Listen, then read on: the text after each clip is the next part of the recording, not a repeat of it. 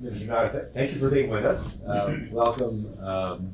We're really happy to partner with previous partners on hosting you here. I'm at the Bay Area Council. We're the regional organization for the business community in the Bay Area, Silicon Valley. We do a lot of tech work, do a lot of global work, and we're always pleased when senior visitors come from around the world, especially from India.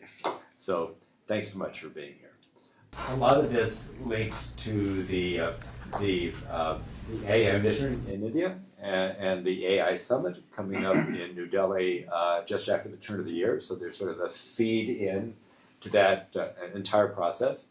I think Andhra Pradesh is a particularly interesting place for us because I think Google's largest investment, I think in the world, certainly in India, is in the state of Andhra Pradesh, so a big vote of confidence in what's happening in leadership in Andhra Pradesh. So they're very relevant to us here. So we're hoping from this conversation, anybody here will have the opportunity to follow up on anything that we talk about today.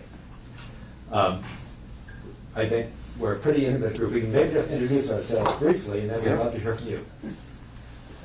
Well, I'm Vish Mishra. I've been in Delhi for 48 years, in America for 58 years. I went to school in BSU, and age 22 graduated, and immediately came to America. So never lived or worked a single day in my life in India, but I always kept in touch with India. So a technology professional turned technology entrepreneur turned technology venture capitalist. And we decided to go to India, to invest in India, 2004. Before Silicon Valley people, VC discovered India, we said, okay, India is going to be rising, middle class rising, a lot of people have jobs, careers, etc. So we allocated, and we funded a lot of companies, many who shut down, as you know, typical stuff. But we have two companies left in the portfolio, huge. One company called Billus. This electronic bill payment company, that's our company, $5 billion valuation for this company. 3 IT guys from Bombay, with the early 30s, okay, we funded them. I got to meet your father, okay, I think I mentioned it last time. I happened to be part of Bill Clinton's presidential delegation. We went to India in 2000 to discover because the US was, and of course, Hyderabad was the city that hosted him, and we were there. So I remember vividly, your dad was known even back that time, the laptop toting, PowerPoint slide, high-tech, chief minister, no one like him anywhere in the world, okay, not just in India, but nowhere in the world. And I remember Bill Clinton was on the stage, he said, well, there's no way I can match your skill. So I just have to give my speech from memory while you can show your PowerPoint slides. So I fell in love with Hyderabad. I'm on the board of a company that started in Hyderabad currently, and then they operate in Costa Rica, plus, I sit on multiple boards and stuff like that. So anyway, so that's the kind of long background, all in tech all my life. Okay, so. Great, perfect. Thank you. Thank you. Luke Kowalski, I'm a Senior Vice President at Oracle, and we have a very, very large presence in India, both from a data center employee and innovation ecosystem perspective. So very, very glad to be here and scanning all the impressive statistics on the posters already. So thank you for the visit.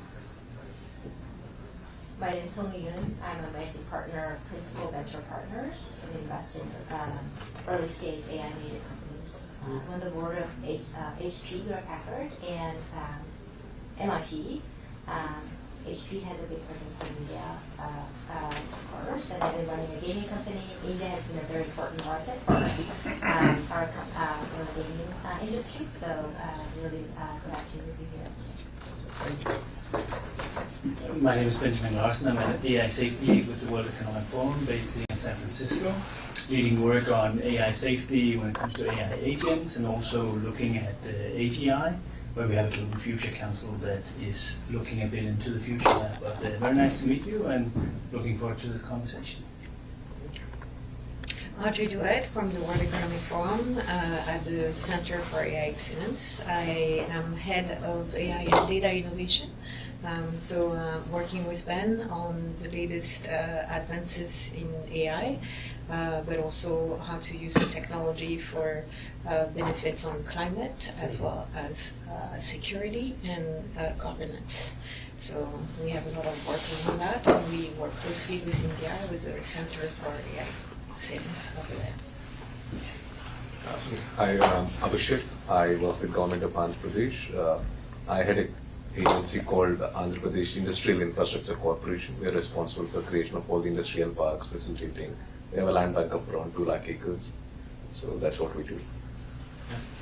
Hi, my name is Nilay Varma. I'm a CEO of a company called Primus Partners, which is India's largest own Big Four consulting firm.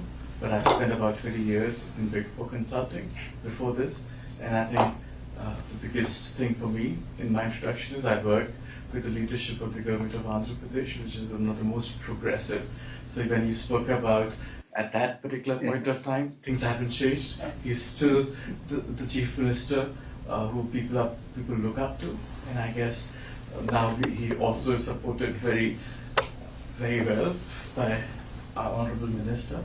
And I think Google's expansion in India was really an example of how the new leadership is driving growth in our state.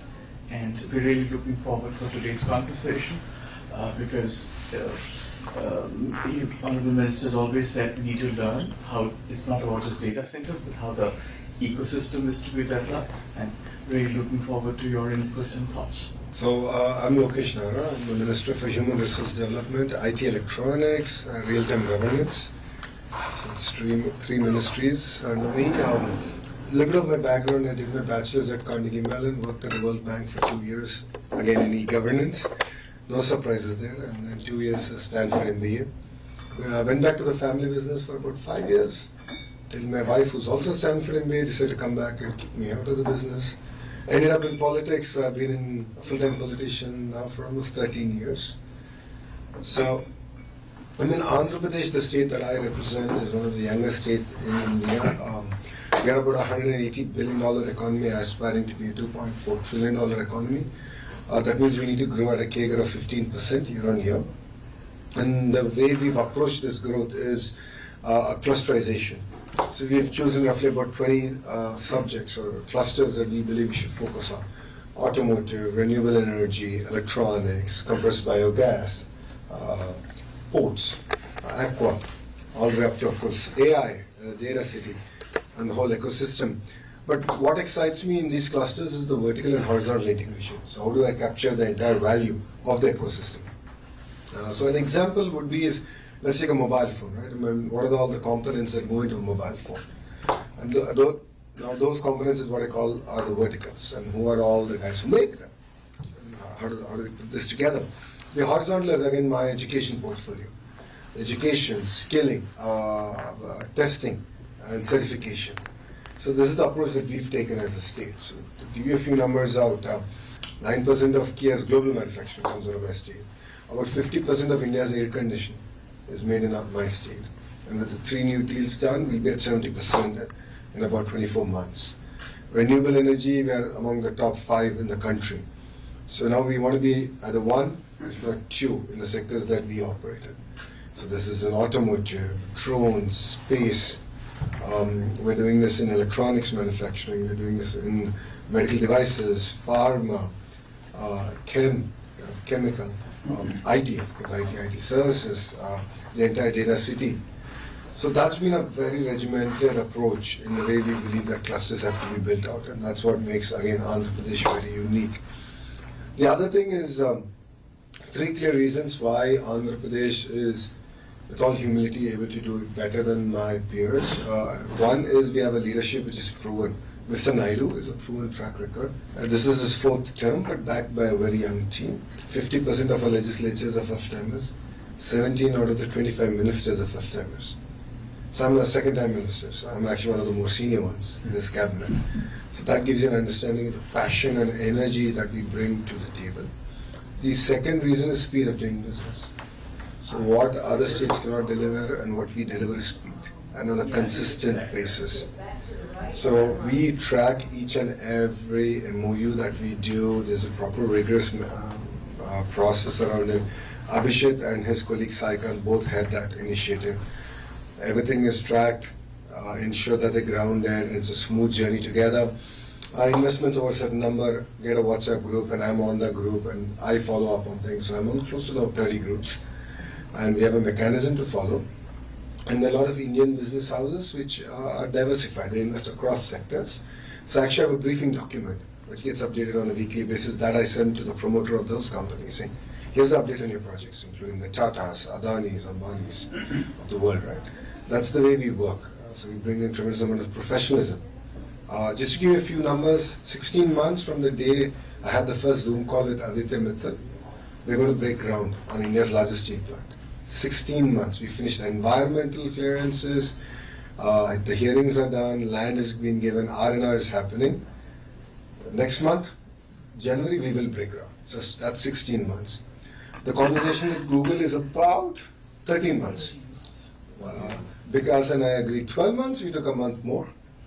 13 months done, we announced it. We're going to break ground around March next year, after the budget is done. So Cognizant is doing one of the largest centers in my state. Conversation with Ravi happened in Jan at Davos, and we're breaking ground on 12th of this month. So pace at which we're able to get things done that India has not seen, and that positions ourselves quite well. The third reason is what I call double-engine bullet train. In India, we have this term called double-engine sarkar, that is double-engine government. It's the same party at the federal level and at the state level. It brings in greater alignment. We're Democrats at the president, and the governor has greater alignment, or vice versa. Trump would like it vice versa. So we have that. But what we have is, though we are a regional political establishment, we play a very important role in the federal dispensation. And Mr. Naidu is known to positively influence policy in the interest, of course, of the nation, and the state gets a first mover advantage. Case in point, ArcelorMittal project. Case in point, what we have done with Google. And Mr. Naidu is known for it. This is his fourth term. He's done this dozens of times in his first 3 terms. So that's why we are very unique, well positioned, and that's why you hear about us a lot more in the last 18 months than any other state in India. So yeah, we are really excited. And coming to AI, and why we are here, right? So for us, we believe that the investment of Google is just the beginning. I believe it's a catalyst. Today we spent almost 2 hours with the leadership team of Google to look at how can we now leverage upon it. Of course, I want to create more jobs. How do I look at the manufacturing, the build out? You will have to replace all the servers. There's the end of life. How do you do manufacturing? So all that is my vertical bit. But a horizontal bit is how do I prepare my workforce? So how do I embrace AI? There's no point of resisting it. Change is inevitable.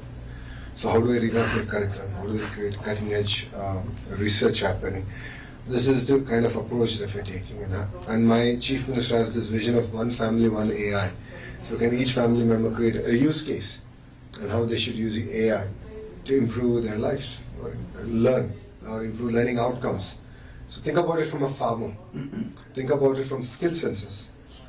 So it's a very wacky project that we're doing, which I think we'll present it at the AI Summit in Feb. Imagine we'll be able to assess skills across trades using conversational AI. It's a very powerful thing. So Mr. Naidu made this electoral promise that we'll do skill census, and then of course he left it to youngsters like me to figure out how to do it. I did it in the traditional way, and rest assured we fell flat. Then we discovered this entire conversational AI piece where we can assess from an AC repair lift operator to an AI engineer and do an assessment on where they actually are. So this is the kind of work that I believe AI can fundamentally transform and enable governments to do better delivery. So that's what sets us apart, and that's what makes it very exciting from an Andhra's perspective, from an India's perspective. 1.6 billion population, youngest demographics nowhere else in the world. So we have a role to play in this entire AI revolution as a nation, and I believe as a state we will be well positioned to lead it from the front. From a data center capacity, our vision is 6 gigawatts, and what you will be seeing is all this to be construction started in the next 12 months. All in the entire 6 gigawatts. So that's the pace at which we are now working. And that's what makes it very exciting. So, you know, India that you've heard, you've known, is very different from India today. Every state is competing, every state is hungry. We were cribbing that we lost a deal to my neighboring state today on the way driving to this meeting. So that we bring a lot of passion and competitive spirit, and I believe that it's a new India. And under the leadership of our Prime Minister, right, and in his third term, I think we are in that cusp of amazing transformation. Thank you.